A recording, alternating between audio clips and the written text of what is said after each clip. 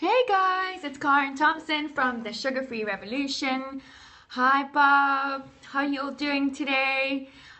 It's nice to see you guys. I just finished my CrossFit workout and had a shower, so I am just checking in to see how everyone's doing. It's day 10 of Sugar Free September.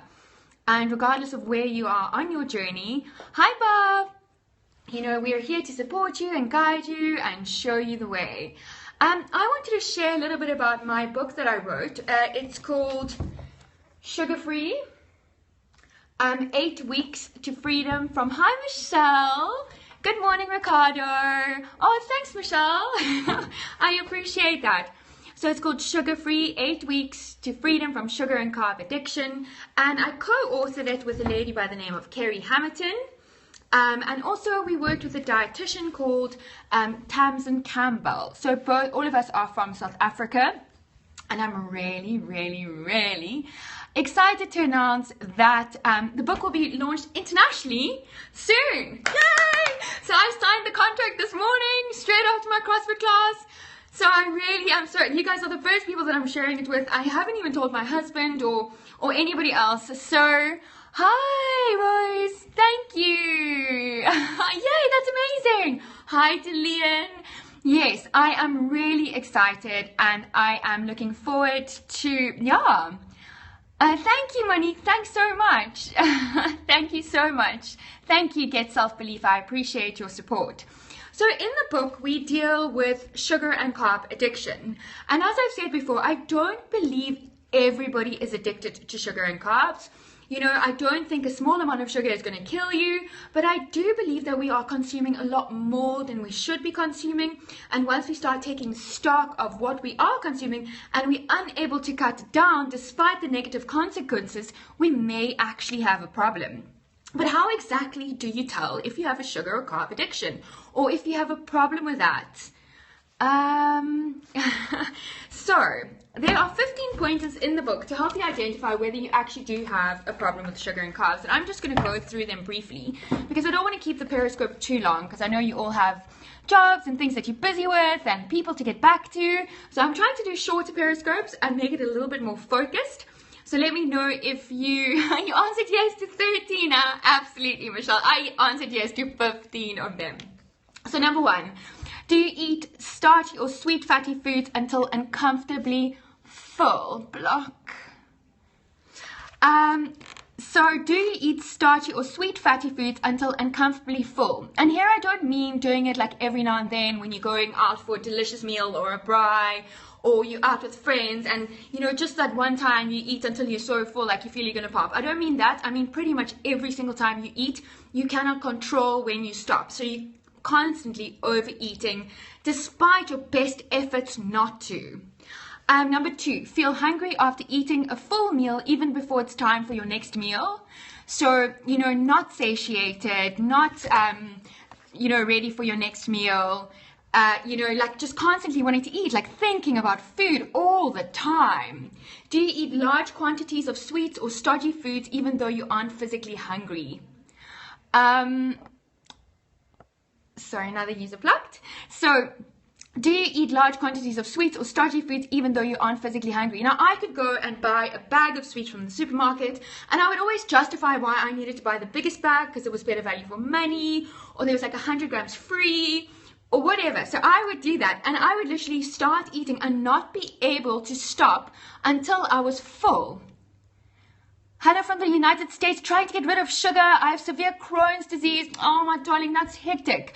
We can definitely help you. Go check out the Facebook page, Sugar Free with Karen Thomson. That's Sugar Free with Karen Thomson, and let's get you on this journey. Emily McGuire, Low Carb Genesis. She's a nutritionist, and she is phenomenal. So we can absolutely help you.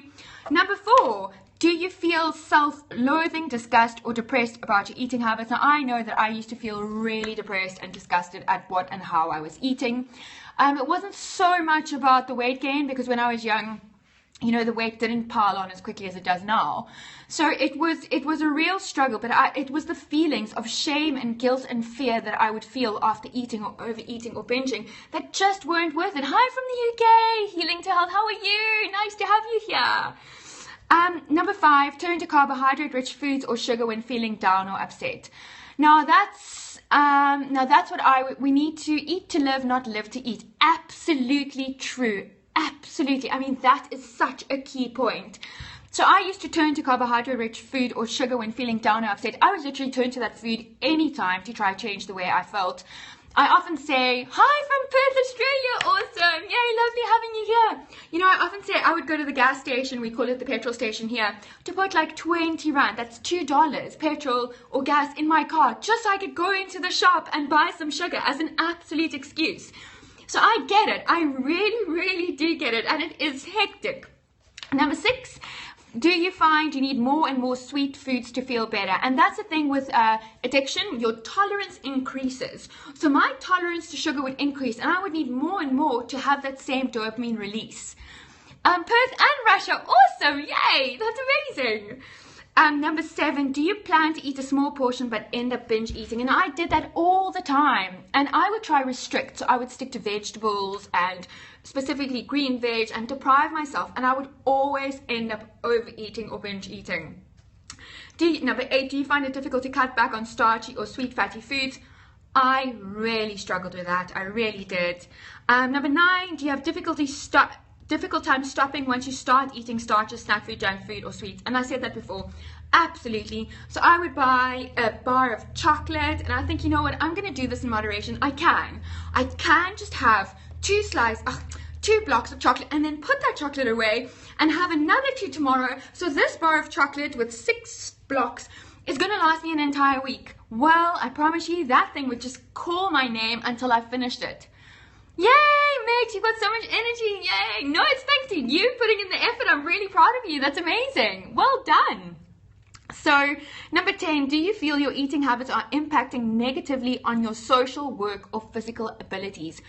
Do you eat in secret? Are you embarrassed to eat in front of other people? Do you eat in your car and hide the wrappers? Michelle, you're still so tired. You know what? It's only the first week's only just over. So just give yourself a little bit more time to adjust, up your fats, I would say, as well. And just try do some exercise. I know it sounds like if you do exercise, you'll be more tired, but it actually is a different thing.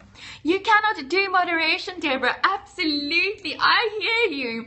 That is why, to me, abstinence from sugar and carbs is key. I cannot do moderation. So the only way for me to stay healthy and empowered is to practice abstinence from these substances. So do you, 11, find you cannot stick to healthy eating resolutions? I mean, how many times do you say tomorrow? Tomorrow I'm going to start, tomorrow I'm going to do this. But today, hey, from Nelspruit, hello. You know, tomorrow, moderation's not in my dictionary. Absolutely. Minnesota, awesome, hi. You wonder how big corp are different selling food in each country? Yep, absolutely. Hey, Jimmy, how are you? Jimmy, I listened to your amazing scope last night about being a bit more focused on Periscope. So here I am with a list, doing it. Anyway, so number 12. Do you feel you need to have something sweet after lunch or dinner? Now, this we have been hearing often on the forums. I am really struggling. I need something sweet after dinner. I need that reward to say, you know what, you've made it through this day. Well done. Oh, hello from Oatsford. It's one of my favorite places. I love it there. You know, what do you do instead? And there have been some amazing suggestions on my Facebook group, Sugar Free with Karen Thomson. So number 13, need something sweet after meal. Absolutely. Thanks, Jimmy. Your stuff really always helps me. It really does. Number 13, do you eat sweets and chocolates secretly and hide the wrappers because you don't want anyone to know? And that was me. 50 kilograms down. That is amazing. Wow. Can I give you? That is absolutely fantastic. So I remember I used to go to the gas station or the petrol station, as I said, and I would sit outside and I would buy all this food and I would eat it, and I would literally, my car would be like a rubbish dump. It would be like a trash can because I didn't want anybody to see me eating and I didn't want anybody to know that I was. Yep, once you start on a sugar binge, it feels like a demon takes over. Absolutely. So I call it the sugar monster because once I start eating sugar, I turn into an absolute monster. So I'd rather not let that monster come out in that way. Number 14, do you eat one piece of cake and then come back for more and more and more? And that's the thing with addiction. Once we start, one is too many and 1,000 never enough. Yes, absolutely. You know, one is too many and 1,000 never enough. Once I start, I cannot stop. Number 15, do you feel as if you have a foggy head or your thoughts are unclear? And so many people have shown us now in the detox from the sugar period that they are having horrible headaches. They're tired, they're lethargic, you know, all of that stuff. So, yeah, thanks, Jimmy. I appreciate you. There we go. Yay! Periscope seems to be a bit of a breeding ground for some weirdos these days, but I'm really happy that the rest of you are here and giving support and stuff. So going through that list, if you answered yes to at least 5 questions, then you need to recognize that you could be a sugar and a carb addict. Now, there's no blood test that's going to tell you, hi from Budapest. There's nothing specific that's going to tell you, but if your life has become unmanageable because of your food consumption or your sugar consumption, then there is something wrong and there is something you can do about it. So sign up for our free Sugar-Free September challenge. You can still sign up even though we are on the 10th of September. We want to empower and inspire you to change your life. So head on over to thesugarfreerevolution.com. That's thesugarfreerevolution.com. And binges are always followed by shame. That addiction triangle of fear, shame, guilt, fear, shame, guilt. And they all feed each other. You view food as medicine. Thank you for your ongoing support. Yay!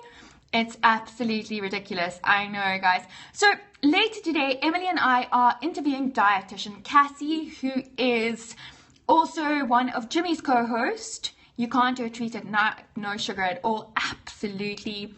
So we are interviewing dietitian Cassie today. Thank you, Jimmy, for pasting that.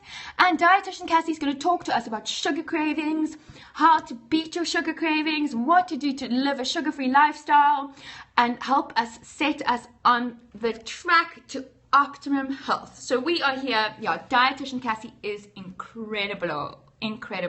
Water's actually starting to taste good. Absolutely. People are saying they don't add sugar and stuff to their tea anymore. Suddenly they're on day 8 and they can actually taste the sweetness in the milk. So yeah, and we love you, Jimmy. If you haven't checked out our YouTube with Jimmy Moore, then head on over to our YouTube channel, the Sugar Free Show, and check it out. Thank you, guys. I'll chat to you all later. Bye.